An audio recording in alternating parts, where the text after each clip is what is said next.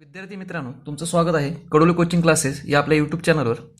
Arithmetic प्रोग्रेशनचं 4थं lecture आज आपण start करतोय की ज्या लेक्चरमध्ये आपण बघणार आहे sum of first n terms of an AP. Last लेक्चरमध्ये आपण एन टर्म कशी शोधायची ते बघितलं होतं. तो जर व्हिडिओ बघितला नसेल तर तुम्ही आय बटनला तो व्हिडिओ बघू शकता. तर आजच्या व्हिडिओमध्ये बघणार आहे आपण sum of first n terms of an AP. Suppose T1, T2, T3, T4 dot dot dot Tn is any sequence. म्हणजे मी एक सिक्वेन्स घेतली आहे T1, T2, T3, T4 up to nth term, n व्या पदापर्यंतचे सिक्वेन्स घेतले. मला जर असेल हेच असेल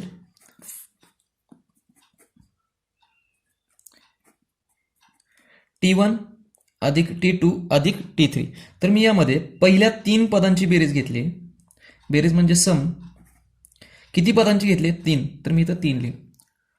म्हणजेच जर मला S2 लिहायचं असेल तर मी पहिल्या दोघांची सम लिहीन. S4 लिहायचं असेल तर मी पहिल्या चौघांची सम लिहीन. याच्यावरून इन जनरल SN म्हणजे काय, तर पहिल्या n पदांची बेरीज, sum of first n terms of n of sequence up to n term. तर SNचं मिनिंग समजून घ्या. SN म्हणजे काय, sum of first n terms. मग जर मी इथं 5 लिहिलं तर पहिल्या 5, इथं फिफ्थ टर्म, पहिल्या 5 पदांची बेरीज येईल. 4 लिहिलं तर पहिल्या 4 पदांची बेरीज येईल. आता आपल्याला स्पेशली कोणासाठी बघायचं तर एपी साठी बघायचं. मग एपी मध्ये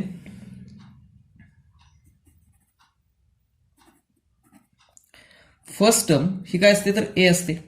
फर्स्ट टर्म काय असते? ए. सेकंड टर्म असते a plus d. Third term a plus 2d. या पद्धतीनं एन टर्म ही काय असणार आहे, a plus n minus 1 into d. हे आपण लास्ट लेक्चरमध्ये बघितले. पहिली टर्म आपण ए घेतो, दुसरी टर्म काढताना ए मध्ये डी ऍड करतो. डी म्हणजे काय तर कॉमन डिफरन्स, सामान्य फरक. आता मला SN साठी फॉर्म्युला मिळवायचा आहे एपी मध्ये. तर मी पहिल्यांदा काय करेन, समजा हे फर्स्ट टर्म आहे, दुसरी, ही तिसरी आणि ही nth टर्म आहे. तर या सगळ्यांची पहिल्यांदा मी बेरीज घेईन. मग ती बेरीज मी कशी लिहीन, SN is equal to a plus d plus a plus 2d. Last term काय तर a plus n minus 1 into d. आता परत एकदा मी हीच बेरीज लिहीन, फक्त रिव्हर्स घेईन. रिव्हर्स म्हणजे काय, पहिल्यांदा शेवटची टर्म लिहीन. शेवटची टर्म काय, a plus n minus 1 into d plus त्याच्या आधीची टर्म काय असणार आहे, a plus n minus 2 into d. त्याच्या आधीची असणार आहे a plus n minus 3 into d. असं करत करत मी कुठे येईन तर पहिल्या टर्मपर्यंत येईल. बेरीज तीच लिहिली आहे मी. पहिल्यांदा बेरीज कशी लिहिली, पहिलं पद अधिक दुसरं पद अधिक तिसरं पद अधिक चौथं पद, असं करत करत शेवटच्या पदापर्यंत गेलो. त्यानंतर दुसऱ्यांदा मी कसं लिहिलं, पहिल्यांदा शेवटचं पद, परत सेकंड लास्ट, त्यानंतर शेवटून तिसरं अधिक मी पहिल्यापर्यंत आलो. तर हे एक इक्वेशन मला मिळालं आणि हे एक इक्वेशन मिळालं. आता मला या दोन्ही इक्वेशनची ऍडिशन करायची. Adding equation 1 and 2. जर लेफ्ट साइडला बघितलं तर इथं SN आहे, SN आहे. SN प्लस SN किती होईल, ट्वाइस SN. आता जे पहिलं पद आहे आणि ह्यात लिहिताना मी शेवटचं पद लिहिलंय, त्यांची ऍडिशन काय ते बघा. A plus n minus 1 into d. मग हे ऍडिशन काय येणार आहे, a plus a 2a plus n minus 1 into d.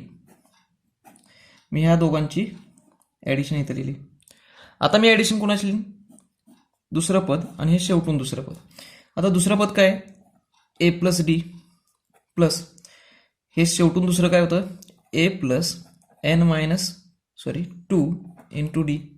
आता इथं ए, इथं ए म्हणजे किती झालं, 2a प्लस इथं हा एक डी आहे आणि हा n-2 म्हणजे n-2 आणि हा +1 एवढे डी म्हणजेच किती येईल n-1 इंटू डी.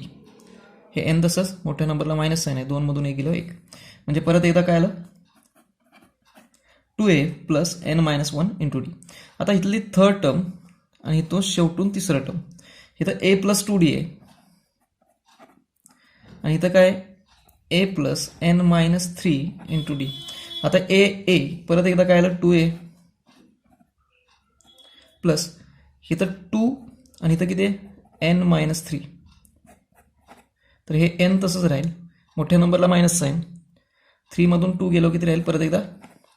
म्हणजे आपण जर बघितलं तर आपल्याला सेमच टर्म मिळते. तर ही किती वेळा मिळेल, तर इथं पण n टर्म्स आहेत, इथं पण n टर्म्स आहेत, म्हणजे आपल्याला हेच पद किती वेळा मिळेल n टाइम्स. हेच पद किती वेळा मिळेल आपल्याला n टाइम्स. मग हे जर मला n वेळा मिळत असेल तर मी लिहिताना कसं लिहीन n into 2a plus n-1 into d. आता हे 2 इथं गुणाकाराला तिकडे गेल्यानंतर काय होईल भागाकाराला. तर हे n into 2a plus n-1 into d हे 2 गुणाकाराचं इकडे आल्यानंतर भागाकाराला. म्हणजे हा झाला तुमचा फॉर्म्युला एस साठी फॉर्म्युला आपल्याला काय मिळाला तर n/2 into bracket 2a plus n-1 into D. या ठिकाणी a म्हणजे काय मित्रांनो तर फर्स्ट टर्म, डी म्हणजे काय तर कॉमन डिफरन्स. फर्स्ट टर्म पहिलं पद, कॉमन डिफरन्स साधारण फरक मराठी मीडियमसाठी. तर अशा पद्धतीने आपण साठी फॉर्म्युला. तर हा जो फॉर्म्युला आहे तो तुम्ही कधी यूज करू शकता ज्या तुम्हाला एपी दिली असेल. काही वेळा तुम्हाला एपी मधलं कॉमन डिफरन्स माहीत नसतो, फर्स्ट टर्म आणि लास्ट टर्म माहीत असते. अशा वेळी आपण अजून एक फॉर्म्युला मिळवू शकतो. तो फॉर्म्युला कसा येतो बघूया. आत्ताच आपण फॉर्म्युला मिळवला साठी, n/2 into bracket 2a plus n-1 into D. तर हाच फॉर्म्युला मी लिहिताना असा पण लिहू शकतो n/2 हे 2a आहे ते मी a प्लस a पण लिहू शकतो. 2a म्हणजेच काय a प्लस a. आता हा जर भाग बघितला आपण इथून इथपर्यंतचा तर लास्ट लेक्चरमध्ये आपण tn साठी फॉर्म्युला मिळवला होता. tn काय a plus n-1 into d. आता हे n/2 तसंच, हे a आहे ते तसंच, हा जो भाग आहे एवढा त्याच्यासाठी मी काय लिहू शकतोय तर tn लिहू शकतोय. आता a म्हणजे काय मित्रांनो फर्स्ट टर्म म्हणजे t1 आणि tn म्हणजे nth टर्म. जर साठी nth टर्म हीच शेवटची टर्म असणार आहे. तर हा जो मिळाला तो दुसरा फॉर्म्युला आपल्याला मिळाला. दुसरा फॉर्म्युला तुम्ही अजून एका शब्दात कसं लिहू शकता n/2 into bracket first term plus last term. तर हा छोटा फॉर्म्युला पण भरपूर युजफुल असतो मित्रांनो, ज्याही तुम्हाला पहिलं पद माहीत असेल आणि शेवटचं पद माहीत असेल. हे सोडून तुम्हाला अजून एक गोष्ट काय माहीत पाहिजे तर त्या एपीमध्ये किती टर्म्स आहेत ह्या 3 गोष्टी माहीत पाहिजेत. फर्स्ट टर्म, लास्ट टर्म आणि नंबर ऑफ टर्म्स. पहिलं पद, शेवटचं पद आणि त्यामध्ये किती पद आहेत ते, ह्या 3 गोष्टी माहीत असतील तर तुम्ही हा फॉर्म्युला यूज करू शकता. म्हणजे आता टोटल 2 फॉर्म्युले झाले. हा पहिला n/2 into bracket 2a plus n-1 into D आणि हा दुसरा n/2 into bracket first term plus last term. तर हे 2 फॉर्म्युले यूज करून आपण एक्झाम्पल सॉल्व्ह करणार आहे. प्रॅक्टिस सेट 3.3 त्यामधला क्वेश्चन नंबर 1 हा सोपा आहे, तो तुम्ही इझिली सॉल्व्ह करू शकता. क्वेश्चन नंबर 2 बघा. Find the sum of first 123 even natural number. आपल्याला काय करायचं आहे तर 123 पहिल्या समनैसर्गिक संख्यांची आपल्याला बेरीज शोधायची. तर पहिल्यांदा आपण काय करूया तर इव्हन नॅचरल नंबर्स कोणते आहेत ते पहिल्यांदा आपण लिहूया. तर इव्हन नॅचरल नंबर कोणते आहेत तर 2, 4, 6, 8, 10 सो ऑन. 2, 4, 6, 8, 10, 12 असे पुढे आपण भरपूर लिहू शकतो. तर जर बघितलं तर इथं 2चा फरक आहे, ह्यात पण 2चा फरक आहे, ह्यात पण 2चा फरक आहे, ह्यात पण 2चा फरक आहे. म्हणजे आपण काय लिहू शकतोय this is example of an AP with common difference D is equal to 2. हे कशाचं एक्झाम्पल आहे तर एपीचं एक्झाम्पल आहे की ज्यामध्ये डी ची व्हॅल्यू किती आहे 2 आहे. आता फर्स्ट टर्म ए किती आहे तर 2 आहे, डी किती आहे 2 आहे.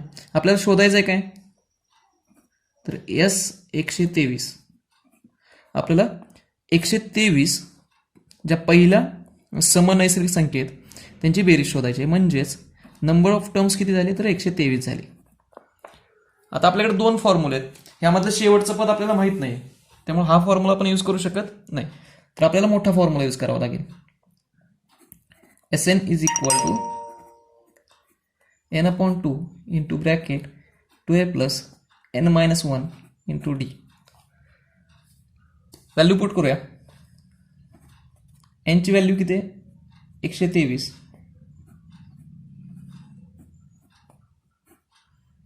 टू तसंच ए ची व्हॅल्यू परत 2 आहे. n किती आहे 123 मायनस 1. डी ची व्हॅल्यू परत 2 आहे. कॅल्क्युलेशन करून घेऊया.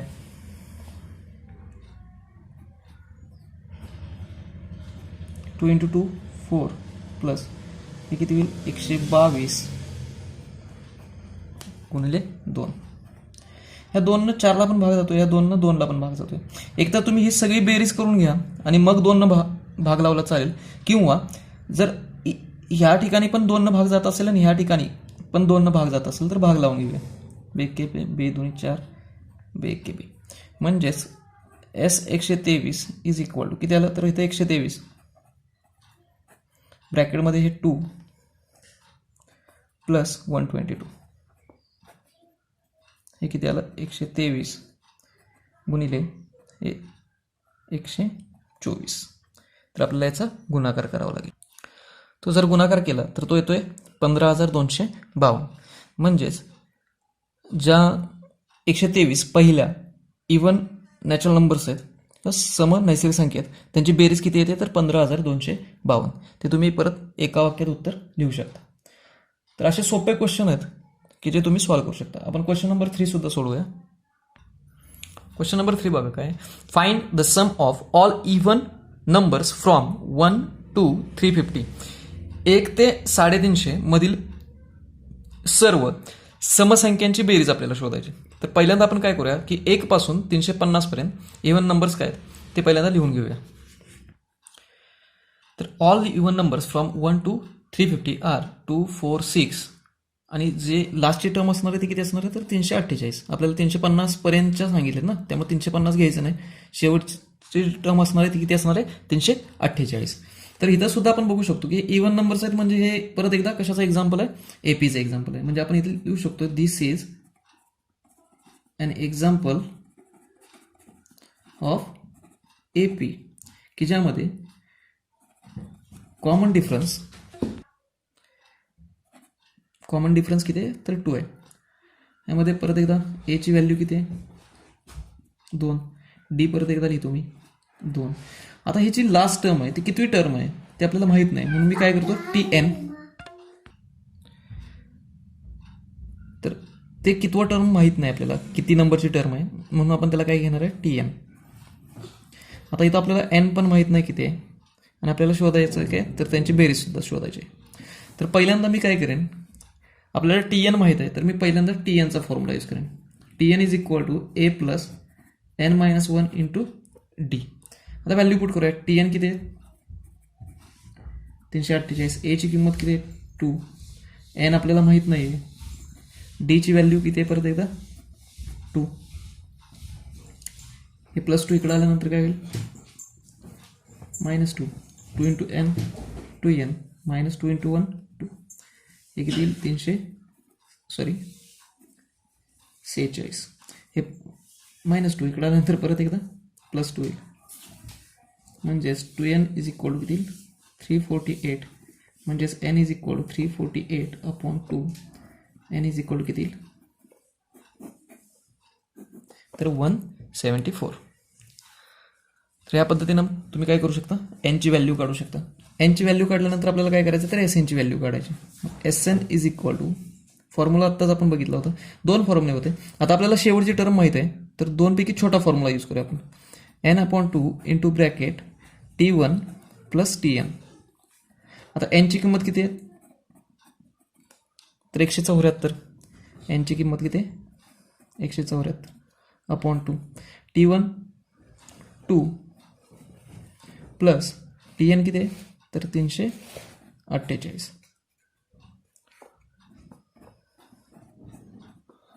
याची बेरीज किती येईल तर 350.